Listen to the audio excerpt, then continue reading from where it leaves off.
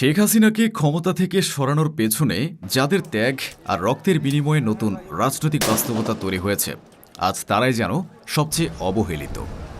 হ্যাঁ, বলছি সেই জুলাই যোদ্ধাদের কথা, সেই সাহসী তরুণদের কথা যারা বুকের তাজা রক্ত ঢেলে দিয়েছিল পরিবর্তনের জন্য, যাদের কাঁধে ভর করে তারেক রহমানের নেতৃত্বে বিএনপি সরকার গঠন করতে পেরেছে। আজ তাদেরই যেন কোনো মূল্যই নেই প্রাপ্য সম্মান।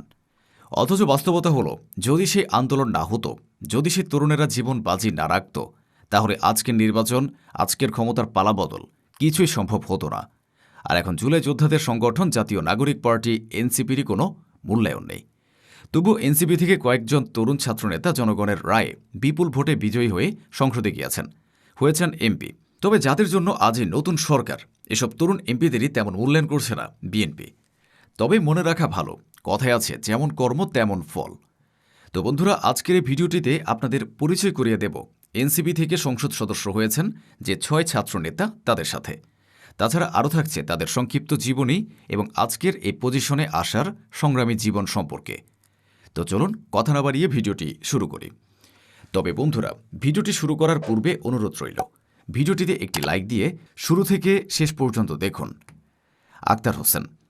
আক্তার হোসেন একজন বাংলাদেশি রাজনীতিবিদ, যিনি বর্তমানে জাতীয় নাগরিক পার্টির সদস্য সচিব হিসেবে দায়িত্ব পালন করছেন।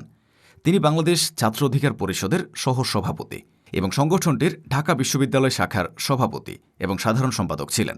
তিনি গণতান্ত্রিক ছাত্র শক্তির প্রতিষ্ঠাতা ছিলেন, যেখান থেকে নাহিদ ইসলাম, আসিফ মাহমুদ ও মাহফুজ আলমরা তৈরি হয়েছিল। তারা 2024 সালের ছাত্র জনতার গণঅভ্যুত্থানে নেতৃত্ব প্রদান করে। 2026 সালে বাংলাদেশের ত্রয়োদশ জাতীয় সংসদ নির্বাচনে রংপুর 4 আসন থেকে তিনি সংসদ সদস্য নির্বাচিত হয়েছেন। আক্তার হোসেন 1998 সালের 7 জুলাই বাংলাদেশের রংপুরের কাউনিয়া উপজেলায় জন্মগ্রহণ করেন। তিনি ভায়ারহাট পিয়ারিয়া ফাজিল মাদ্রাসা থেকে মাধ্যমিক শিক্ষা সম্পন্ন করেন। পরবর্তীতে তিনি ধাপ সাতগড়া বাইতুল মুকাররম মডেল কামিল মাদ্রাসা থেকে আলিম সম্পন্ন করেন। এরপর তিনি উচ্চশিক্ষার জন্য ঢাকা বিশ্ববিদ্যালয়ে ভর্তি হন এবং সেখানে আইন বিষয়ে অধ্যয়ন করেন। বৈষম্য বিরোধী ছাত্র আন্দোলনে আক্তার হোসেনের অবদান অনেক। তিনি মূলত নেতৃত্বকে সাহস ও অনুপ্রেরণা জুগিয়েছেন এবং আন্দোলনকে আরও বেগবান করেছেন। তো এর প্রতিদান স্বরূপ তিনি তার যথাযথ মূল্যায়নও পেয়েছেন। আক্তার হোসেন ত্রয়োদশ জাতীয় সংসদ নির্বাচনে জাতীয় নাগরিক পার্টির হয়ে রংপুর 4 আসন থেকে শাপলা প্রতীক নিয়ে অংশগ্রহণ করেন এবং বিপুল ভোটে নির্বাচিত হন।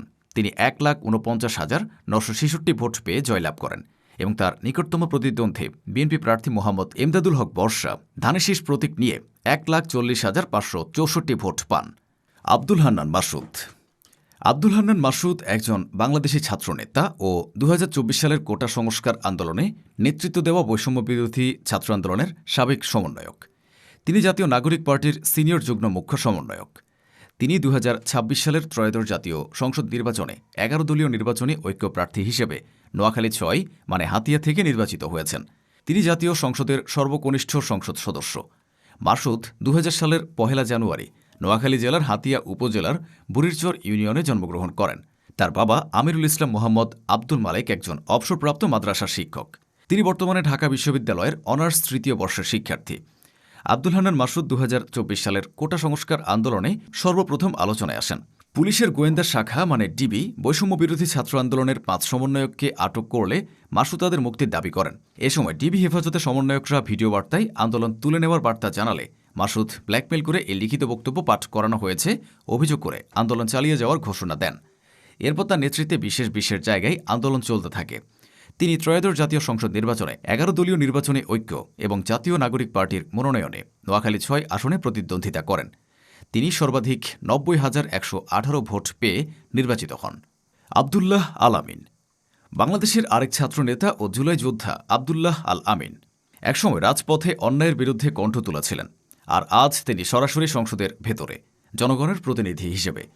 নারায়ণগঞ্জের মাটি থেকে উঠে আসা এই তরুণ নেতা পড়াশোনা করেছেন ঢাকা বিশ্ববিদ্যালয়ে, আর সেখান থেকেই শুরু তার নেতৃত্বের পথ চলা। কোটা সংস্কার আন্দোলন সহ বিভিন্ন ছাত্র আন্দোলনে সক্রিয় ভূমিকা রেখে তিনি হয়ে ওঠেন তরুণদের কণ্ঠস্বর। স্টুডেন্টস এগেইনস্ট ডিসক্রিমিনেশন প্ল্যাটফর্মের মাধ্যমে তিনি বৈষম্যের বিরুদ্ধে দাঁড়িয়েছেন দৃঢ়ভাবে। পরবর্তীতে জাতীয় নাগরিক পার্টির হয়ে নির্বাচন করে বিপুল ভোটে জয়ী হয়ে সংসদ সদস্য নির্বাচিত হন। আবদুল্লাহ আল আমিন শুধু একজন এমপি নন, তিনি এক প্রজন্মের প্রতীক, যারা পরিবর্তনের স্বপ্ন দেখে, অন্যায়ের বিরুদ্ধে লড়তে জানে। আতিকুর রহমান মুজাহিদ একজন ছাত্র নেতা। তিনি জাতীয় নাগরিক পার্টির যুগ্ম আহ্বায়ক। 2026 সালের ত্রয়োদশ জাতীয় সংসদ নির্বাচনে জাতীয় নাগরিক পার্টির মনোনয়নে কুড়িগ্রাম 2 আসনে সংসদ সদস্য নির্বাচিত হন। আতিকুর মুজাহিদ 1992 সালের 20 ডিসেম্বর কুড়িগ্রাম জেলার টকরাইহাট এলাকার পাঠানপাড়ায় জন্মগ্রহণ করেন। তিনি ঢাকা বিশ্ববিদ্যালয় থেকে স্নাতক সম্পূর্ণ করার পর আন্তর্জাতিক স্কলারশিপে আন্তর্জাতিক ইসলামী বিশ্ববিদ্যালয় মালয়েশিয়া থেকে স্নাতকোত্তর ও পিএইচডি ডিগ্রি সম্পন্ন করেন। ছাত্র আন্দোলনে তার ভূমিকাও কম নয়। তিনি প্রথম সারির নেতৃত্বের সাথে তাল মিলিয়ে আন্দোলন করেছেন এবং লড়ে গেছেন।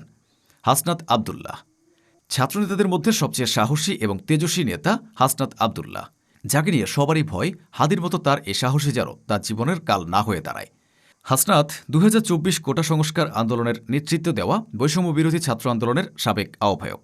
জুলাই গণঅভ্যুত্থানের চেতনা বাস্তবায়নের লক্ষ্যে প্রতিষ্ঠিত জাতীয় নাগরিক পার্টির দক্ষিণাঞ্চলের মুখ্য সংগঠক হিসেবে দায়িত্ব পালন করছেন। তিনি ত্রয়োদশ জাতীয় সংসদ নির্বাচনে কুমিল্লা 4 আসন থেকে বিপুল ভোটে বিজয়ী হয়ে সংসদ সদস্য নির্বাচিত হয়েছেন। তিনি কুমিল্লার দেবিদ্বার থানার দেবিদ্বার সরকারি রিয়াজউদ্দিন পাইলট মডেল উচ্চ বিদ্যালয় থেকে বিজ্ঞান বিভাগ থেকে 2014 সালে মাধ্যমিক পাশ করেন এবং পারুয়ারা আব্দুল মতিন খসরু কলেজ থেকে বিজ্ঞান বিভাগ থেকে উচ্চ মাধ্যমিক পাশ করেন। এরপর তিনি ঢাকা বিশ্ববিদ্যালয়ের ইংরেজি বিভাগে ভর্তি হন। বিশ্ববিদ্যালয়ে পড়াকালীন হাসনাত সরকারি চাকরিতে কোটা বিরোধী ছাত্র আন্দোলনের অন্যতম সমন্বয়ক ছিলেন, যা পরবর্তীতে শেখ হাসিনাকে ক্ষমতা থেকে অপসারণের আন্দোলনে পরিণত হয়।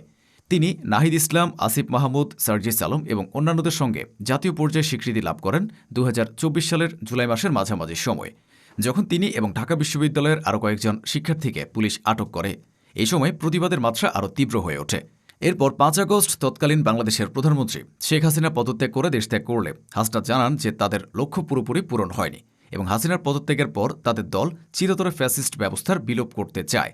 এরপরের কাহিনী তো আপনারা সকলেই জানেন, তবে এটা মানতে হবে হাসনাত ছাত্রদের মধ্যে সবচেয়ে বেশি সাহসী। হাসনাতকে আপনাদের কার কার ভালো লাগে কমেন্টে লিখে জানান।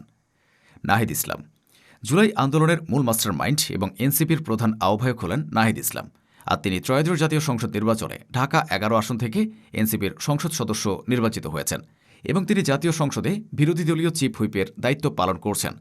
তিনি কোটা সংস্কার আন্দোলনের অন্যতম সমন্বয়ক ও অন্তর্বর্তীকালীন সরকারের উপদেষ্টাও ছিলেন।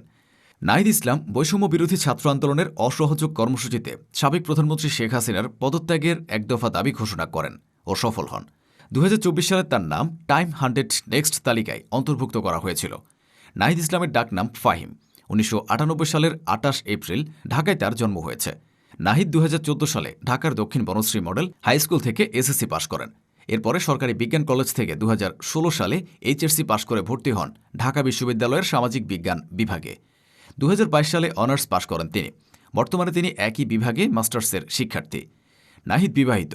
আন্দোলনকারী ছাড়াও রয়েছে তার রাজনৈতিক পরিচয়। তিনি গণতান্ত্রিক ছাত্রশক্তির কেন্দ্রীয় নেতাও ছিলেন। নাহিদ ইসলাম 2024 সালের জুলাই মাসের মাঝামাঝি সময়ে জাতীয় পর্যায়ে আলোচনায় আসেন।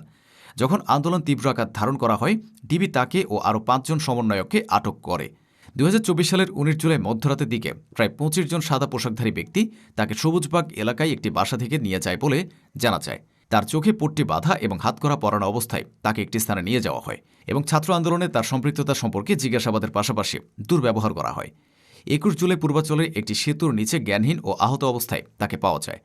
26 জুলাই ঢাকা মেট্রোপলিটন পুলিশের ডিবি সহ বিভিন্ন গোয়েন্দা সংস্থার সদস্য বলে দাবিকারী ব্যক্তিরা ধানমন্ডির গণস্বাস্থ্য নগর হাসপাতাল থেকে তাকে আটক করে।